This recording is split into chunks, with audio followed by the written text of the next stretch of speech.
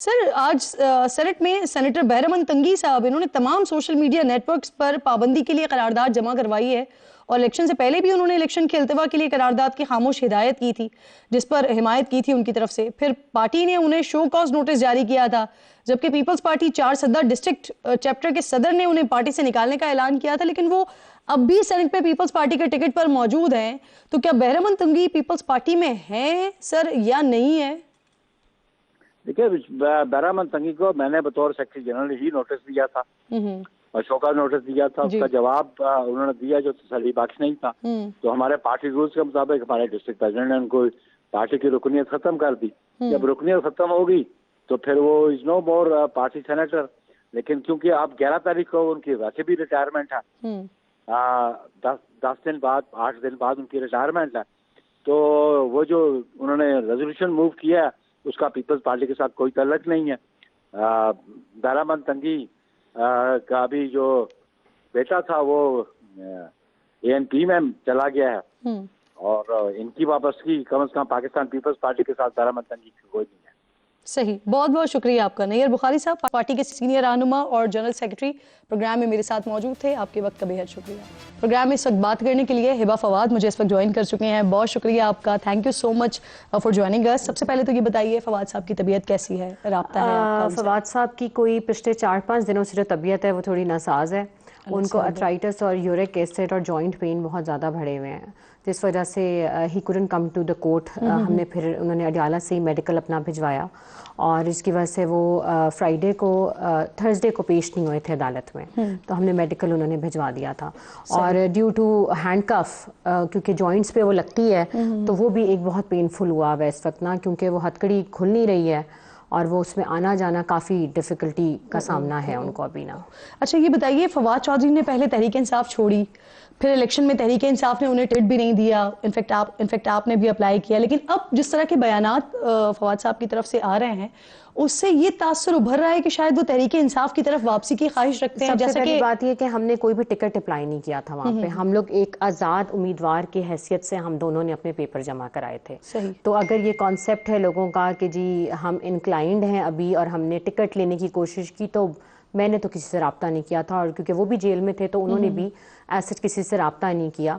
और बाकी रह गई सियासत की बात, वो जब बाहर आएंगे तो ही विल डिसाइड कि विच पार्टी ही विल जॉइन और क्या उन्होंने आगे रद्द अमल होता है। सही। मैं आपसे पूछना ही चाह रही थी कि जिस तरह के स्टेटमेंट्स आ रहे हैं फवाद साहब की तरफ से, जो मालूम हो रहा है, लगता है ऐसा है कि वो ख्वाहिश रखते हैं, जैसे महमूद खान अचकजई साहब इनकी सदर की नामजदगी पर हिमायत की बात हुई, फिर फॉर्म 45 के हवाले से इलेक्शन कमीशन पर तनकीद की। क्या फवाद चौधरी साहब PTI की तरफ वापसी चाहते हैं?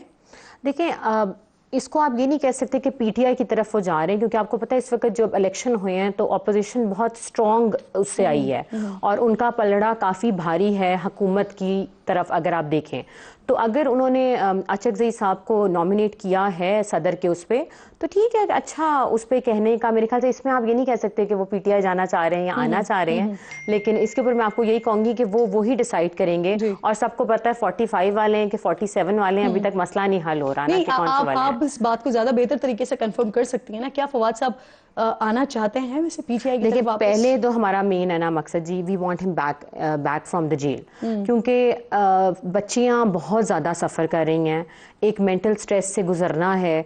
सियासत तो देखें आने जाने वाली चीज़ है, वो आप साल बाद भी कर लेंगे, 2 भी कर लेंगे, लेकिन इस वक्त मेरी ये मेन प्रायोरिटी है कि हम उनको किसी तरीके से रिलीज़ कराएं और उनको रिलीफ मिले। इस बात पर आप क्या कहेंगी जो फवाद चौधरी के भाई बात कर रहे हैं, पाकिस्तान तहरीक इंसाफ बहुत पसंद है, इमरान खान की हिमायत कर रहे हैं वो, तो इस बात पर आप क्या कहेंगी? देखिए इसके नुकसानात नहीं होंगे फवाद चौधरी साहब को इन बयानात से? देखिए सबसे पहली बात ये कि मैं फैमिली जो भी रखे अपना स्टेटमेंट, अब ये कोई तरीका नहीं होता कि हुकूमत का ऑपोजिशन का पल्ला भारी है तो हम उनकी तरफ हो जाएं, और जब ना हो तो 6 महीने से जब वो अंदर थे फवाद या 5 महीने से, तो उस वक्त कोई बयान आया उनकी तरफ से या अभी आना शुरू हुए? आप मुझे बताएं ना ये बात। तो इन बयानों का मुझे नहीं लगता कि कोई मायने रखते हैं, कि क्योंकि फवाद चौधरी की वजह से सबकी शनाख्त है।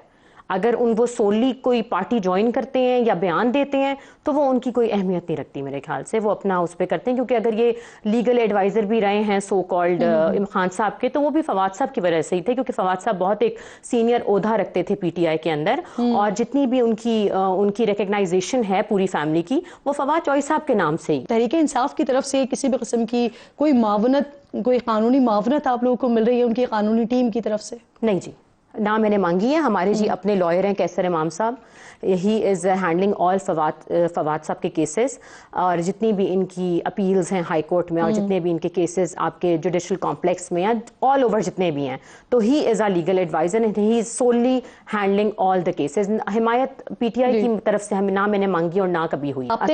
پی ٹی آئی کے لوگوں سے میری کسی سے کوئی رابطہ, کسی سے کوئی رابطہ نہیں ہے آپ کا. اچھا, فواد صاحب کیا رائے رکھتے ہیں پارٹی سے الگ ہو جانے کے بعد؟ ابھی تو دیکھیں ایک نیب کیس ہے ہمارا, جس طرح آپ کو پتہ ہے اس میں بیل ہماری ڈسمس انہوں نے کر دی, اور وہ بنیاد ساری انہوں نے یہی بنائی ہے کہ جی آپ نے رشوت لینے, جتنے بھی کیسز ہیں وہ سارے آپ کو پتہ ہے یا تو رشوت لینے کے ہی ہیں جی, 50 لاکھ 25 لاکھ 18 لاکھ. تو ابھی تو ہمیں انہی کا ہی, کیونکہ ہفتے میں ہماری 5 پیشیاں ہیں پورے اسلام آباد میں, تو every day we are in the court now, alternative day.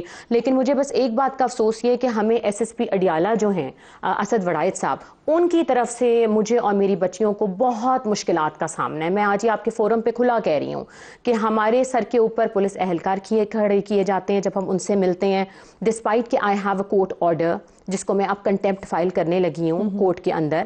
ہمیں کسی قسم کی وہاں پہ پرائیویسی نہیں دی جاتی, دروازے کھولے جاتے ہیں.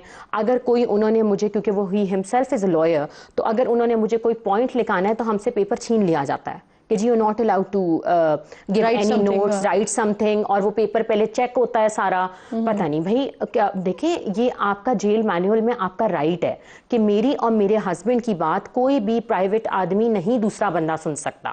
اور میری بیٹیوں پہ بہت برا اثر ہوتا ہے جی, پولیس اہلکار کھڑے ہوئے ہمارے سر کے اوپر, حالانکہ کورٹ آرڈر ہے ہائی کورٹ کا کہ جی ان کو ایک آپ نے روم میں اپروپریٹ ایٹماسفیئر میں ملوانا ہے. اور مجھے بہت کمپلینٹ ہے ان سے, میں آپ کو بتاؤں جس طرح کا بیہیویئر وہاں پہ ہمارے ساتھ رکھا جاتا ہے, جیسے پتہ نہیں ہم نے کون سی پلاننگ کر لینی ہے یا کیا ہو جانا ہے. ابھی لاسٹ فرائیڈے بھی کافی, میں تو اپنی چیف منسٹر جو ہیں ہماری اس وقت, میری ان سے بھی یہی ایک ریکویسٹ ہے, کیونکہ اب وہ منتخب ہو گئی ہیں, کہ جی اس میٹر کو دیکھیے اور جو بھی عورتوں اور بچوں کے ساتھ جو سلوک ہے اس کو بہتر بنائیں. یہ آپ اپنے فیوچر نیشن کے اوپر کیا آپ ایک اثر ڈال رہے ہیں کہ جی ہماری جو پولیس ہے وہ ہمارے ساتھ کوآپریٹ کرے گی نہیں کبھی نا. تو میری یہی ایک ریکویسٹ ہے کہ اس کو ضرور ایک, مریم صاحبہ آلریڈی کہہ بھی چکے ہیں کہ مخالفین کی بھی وہ وزیر اعلیٰ ہیں, اور پھر وہ جو آپ نے بات کی ہے خواتین اور بچوں کے حوالے سے, وہ کافی کام کرنا چاہتے بھی ہیں. وزیر اعلیٰ پورے پنجاب کی ہیں, وہ مخالفین کی ہوں یا نہ ہوں, مجھے نہیں سمجھ آئے کہ وہ راشن کا بھی یہی کہتی ہیں کہ ووٹ میں نے ان کو, جنہوں نے نہیں بھی دیا ان کو بھی راشن دوں گی. یہ کیسی وائس اینڈ چوائس ہے, مجھے تو سمجھ نہیں آ رہی. آپ نے جو بات کی ہے پروبیبلی ان تک یہ میسج پہنچنا چاہیے. بہت بہت شکریہ ہبہ فواد, پروگرام میں آپ ساتھ موجود تھی. وقت انشاءاللہ ناظرین سے کل ملاقات ہوگی. اپنا اور اپنے ملک کا خیال رکھیے, فلسطین کو اپنی دعاؤں میں یاد رکھیے. اللہ نگہبان.